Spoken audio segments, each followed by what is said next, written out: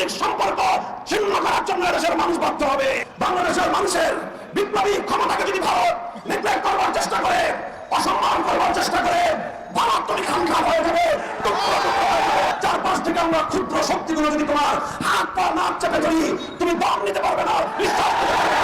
বাংলাদেশ যদি ভারতের সাথে সব সম্পর্ক নষ্ট করে দেয় তাহলে ভারত খেতে পাবে না, না খেয়ে মরে যাবে। এরকমই ভেবেছিল পাকিস্তান, এখন সারা পৃথিবীতে নিজেই বাটি নিয়ে ঘুরে বেড়াচ্ছে।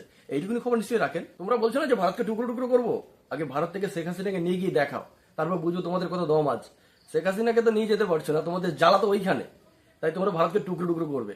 তোমরা যারা ছোট ছোট শক্তি সবাই মিলে ভারতের পা হাত আর নাক চিপে ধরে বলছো না, তোমাদের সবার হাত মিলিয়ে ভারতের পা পর্যন্ত এসে পৌঁছাবে, নাকেও পৌঁছাবে না, হাতেও পৌঁছাবে না। তোমাদের কোটি কোটি মানুষ আমরা বাংলাদেশকে যথেষ্ট সম্মান করি, কিন্তু 145 কোটি মানুষ পৃথিবীর সবচেয়ে জনবহুল দেশ ভারত, তোমরা তাদেরকে থ্রেট দিচ্ছ। ভাবা যায় কতটা শিক্ষার অভাব বলে মানুষ এই ধরনের বক্তব্য রাখতে পারে।